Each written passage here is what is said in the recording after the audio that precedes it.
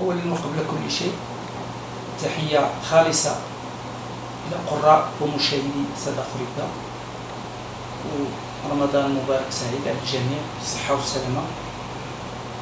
دكتور شعيب المسعودي، اختصاصي في أمراض العظام والمفاصل والروماتيزم. بالنسبة لشهر رمضان، معروف بأن شهر رمضان هو من أعظم الشهور في السنة، والصيام قال سبحانه وتعالى: وإن تصوموا خير لكم. والحديث الشريف اللي كيقول: صوموا تصحوا، دليل آخر على أهمية الصيام. المعروف صحيا بأن العطش والجوع يداويان عدد من الأمراض السنة، كأمراض الكوليسترول، ارتفاع ضغط الدم، بعض أمراض السكري، بعض أمراض الجهاز الهضمي وغيرها. والصوم الأهمية ديالو وهو أنه يساعد على التجدد، على التحسن، على التكيف لكل خلايا الجسم، ويساعد كذلك على استخراج السموم من الجسم، يساعد كذلك على النقص من الوزن، على إتلاف واحد العدد كبير من الخلايا الخبيثة، وعلى التخلص من الدهنيات الزائدة، كما أنه راحة للروح وللنفس. والعلم الحديث أكد بشدة على أن الصوم فرصة كبيرة للصائم لدعم صحته النفسية والجسدية. أولا غادي نتكلموا على جوج ديال الحوايج. الحاجة الأولى وهي سر الإفطار على الماء والتمر. الجميع كيعرف بأن الماء ضروري للحياة، ماشي غير الإنسانية ولكن البشرية كلها، النباتات، الحيوانات، كل شيء. وجعلنا من الماء كل شيء حي، آية تثبت وتبرهن على عظمة الماء. والماء يمنع الإنسان، بالأحرى يمنع جسم الإنسان من التجفف. وغالبا المرء كيحتاج إلى تقريبا 2 لتر من الماء يوميا. غير في رمضان يجب الابتعاد عن الماء المثلج، لأنه يؤدي إلى انقباض المعدة. ويجب أن يشرب الماء بين وجبة الإفطار ووجبة السحور بكمية قليلة ولكن متفرقة وكثيرة. وكذلك ينصح التقليل، وهذا مهم جدا، من شرب السوائل الحلوة والغازية بطبيعة الحال، وهذا مهم جدا. وهو يجب الاتجاه إلى العصير الطبيعي المنزلي. أما التمر فالكل يعرف بأنه من الفواكه المباركة التي أوصانا الرسول صلى الله عليه وسلم أن نبدأ فطورنا بها في رمضان، فهو مصدر مهم للألياف الغذائية، وهو مصدر مهم كذلك للسكريات السريعة الذوبان، وكذلك لعدد كثير من الفيتامينات والمعادن، ومنها البوتاسيوم والمغنيسيوم. بالنسبة للمرض الذي يبيح الإفطار، فالمرجع الوحيد لإباحة الإفطار هو يرجع بطبيعة الحال إلى الطبيب. وكاين واحد الحالات خاصة لتجربة المريض، فإذا قرر الأطباء أو علم المريض بعد تجربته، وغالبا ما يكون الطبيب والمريض متفقين بأن الصوم يزيد في المرض، فهذا يجب عليه الإفطار، سواء الإفطار والقضاء أو الإفطار بدون قضاء بالنسبة لبعض الأمراض الخاصة، لأن الصوم في بعض الأحيان يؤدي إلى إتلاف العضو، وخاصة عند عدم أخذ الدواء. وهذا تبعا للآية القرآنية: ومن كان منكم مريضا أو على سفر فعدة من أيام أخرى. هناك نوعان من الأمراض: المرض المفاجئ مثلا كالحمى، كالقي، كالإسهال الناتج عن الميكروبات، تتطلب العلاج مدة قصيرة من الزمن، فالمريض يجب عليه الإفطار على أن يقضي تلك الأيام بعد رمضان. النوع الثاني الأمراض المزمنة والشديدة على الصحة والموجبة لأكل الدواء أوقات منتظمة، وهي هذه الأمراض كتخص واحد العدد منها أمراض القلب، وخاصة التي تؤدي إلى ضعف القلب وبعد عملية جراحية للقلب. ثانيا كاين أمراض الكلي والقصور الكلوي. ثالثا بعض أمراض السكري، ماشي كلها، بعض أمراض السكري وخاصة المعالجة بالأنسولين الشوكة، وكذلك مرض السكري الذي تصاحبه مضاعفات، وخاصة المشاكل اللي كتكون في العين. بعد السرطانات كذلك توجب الإفطار. مرض الصرع الذي يجب أن يأخذ فيه المريض دواءه بصفة منتظمة وبجرعات متعددة في اليوم.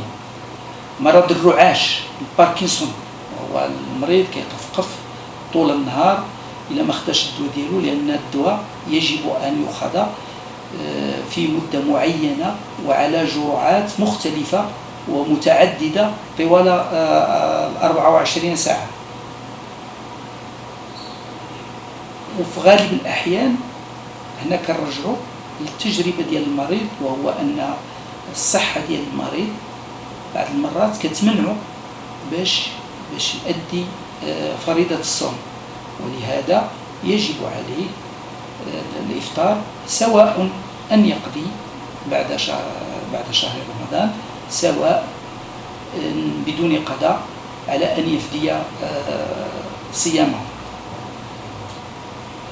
والمريض ما خصوش يتعصب أو يتعنت، لأن كطبيب نواجه واحد العدد من المرضى اللي مثلا كيقول هذه الكلمة: أنا نموت وما نفطرش. وهذه خص الواحد يبتعد منها، لأنها كتؤدي إلى الهلاك، والله سبحانه وتعالى ما بغاش لنا الهلاك. إذن يجب عليه أن يتعظ وأن يفطر أيامه على أن يقضيها أو يفدي فيها. وهنا كنوجه الكلام للمرضى بأنه هذه رخصة أعطاها لنا الله سبحانه وتعالى كأي الرخص ديالو، والمريض عنده الأجر وهو فاطر، عنده الأجر ديالو أجر الصائمين. بالنسبة للرياضة غادي نخصو لها واحد الموضوع خاص، ولكن بالنسبة للرياضة اللي واحد اللي ما عمرو ما دار الرياضة ما خصوش يتبعها في رمضان، لأنه كيؤدي للهلاك. الرياضة عندها القواعد ديالها وعندها القوانين ديالها اللي خصو يتبعها، وخصها تمشي تدريجيا. والجسم الإنسان في رمضان هو جسم منهك من واحد الناحية، أولا من قلة الماء والسوائل بصفة عامة، ثانيا من قلة المأكولات، دونك كيتصاب واحد الوهن في الأول. احنا ذكرنا بأن الصيام كيجدد الخلايا ويجدد الشعور بواحد القوة، ولكن بعد واحد الفترة ديال الوهن. والرياضة واحد تعب خاص الصائم يبتعد على الرياضة بالنسبة لرمضان، وبالأخص إلى ما عمره ما دارها. أما إذا كان كيدير الرياضة كاين هناك شروط اللي غادي نرجعوا ليها في موضوع مفصل إن شاء الله. بالنسبة للتغذية، الفطور والسحور، شنو الأهم التغذية اللي خص البنادم يركز عليها؟ مثلا في الفطور اللي كيبدا بالماء، والماء يكون بارد في هذه الحرارة شنو النصائح اللي ممكن نوجهها؟ بالنسبة للوجبات، فالوجبات خصها تبقى هي السحور، العشاء والإفطار. وجبة ديال الفطور كنبداو كما ذكرنا في الأول بالماء والتمر، ولكن الواحد يبتعد يعني الماء المثلج، لأن الماء البارد هي عندنا واحد الحرارة وكاين واحد الجفاف وكاين هذا، ولكن يؤدي إلى انقباض في المعدة. إذن الإنسان من بعد ما غادي يبقى ياكل حتى حاجة. بالنسبة التمر مهم، لأن كيف ما قلنا فيه دوك السكريات سريعة الذوبان، فهو في ساعة كيعطي واحد القوة، وخاصة للدماغ باش كيسترجع داك النشاط ديالو ويبدا. من بعد هذا العيب ديال الصائمين وبالاخص في المغرب، وهو المائدة مليئة بأنواع المأكولات، منها الحلو ومنها الحار ومنها السائل ومنها السخون ومنها البارد، وهذا يؤثر، هذا الاختلاط يؤثر على صحة الجسم، لأنه أغلبية الأحيان وعلى العدد ديال الناس كيتصاغبوا بمغاص، بألم في البطن، في عوض ما قلنا بأن الصوم كيعالج بعض الأمراض. حنا هذا، لأن هذا ما داخلش في الصوم، لأن هذا ولا إسراف، فهمتيني؟ فهذا ولا إسراف في الأكل.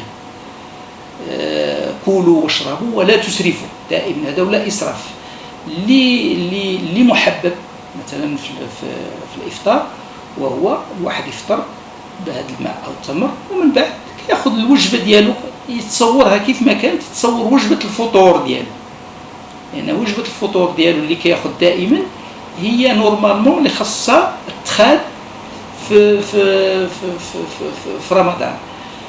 بطبيعة الحال النفس ديالنا ضعيفة وتشهى وها العصير وهذا ما فيها باس الواحد يساعد شوية بعد السوائل، بعد المأكولات، ولكن دائما كنأكد تكون المأكولات مصوبة في المنزل، تكون مأكولات صحية، ويكون الواحد خفيف. لأنه أغلبية ديال الأصدقاء اللي تلاقيت معهم كيقول لك ودي أنا كنصلي صلاة التراويح بواحد الجهد وبصعوبة، وهذا دليل على الأكل.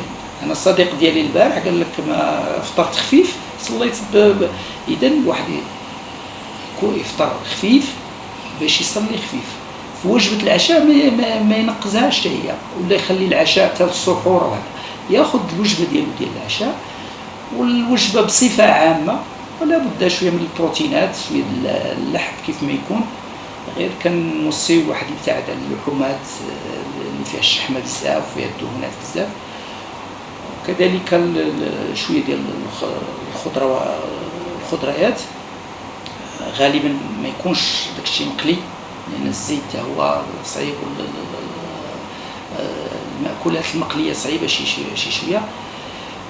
وكذلك ما ينساش الفواكه، ولكن دائما لأن الناس كياخذوا واحد الفكرة هي خطأ على الفواكه، وهو كيقول لك الفواكه راه مزيانة، إذا ما خصوش يكثر منها، لأن الفواكه فيها سكريات، فيها سوائل، فيها مواد معدنية، فيها فيتامينات، ولكن الإكثار منها صعيب شي شوية.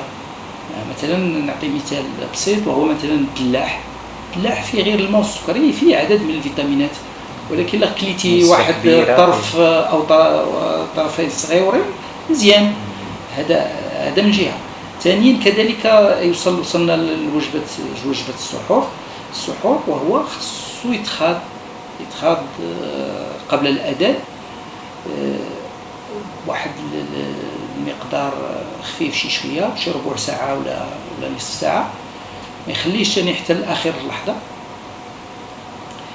ويأخذ فيه المأكولات اللي تكون خفيفة، منها السوائل، منها بعد التمر، وكذلك بعض المواد اللي يمكن تحافظ على السكريات، بحال مثلا إلا خدا مثلا شوية ديال الخبز، أو بعد اللي كنطلقوا عليهم لي بات، لأن هنا مثلا كي عندهم سكريات اللي كنسميوها بطيئة الذوبان، إذن كتحافظ ليه على القوة ديالو طيلة النهار. ما نساوش نأكدوا دائما وهو على شرب الماء، سواء بصفة عامة، ولكن شرب الماء اللي كنعاود نأكد بين وجبة الإفطار ووجبة السحور، ويكون كمية قليلة ولكن متفرقة ومتعددة. غادي يشرب مثلا إطرو ديال الماء في النور، غادي يعمر ليه كرشو، غادي يتزوى، غادي يتمحن، إذا ما يبقاش يشرب الماء. دونك يشرب شوية، كاس أو كاسين، ومن بعد مدة ولو ما يجيش العطش كيشرب واحد العدد ديال الكؤوس في الماء متفرقة بين وجبة الإفطار ووجبة السحور.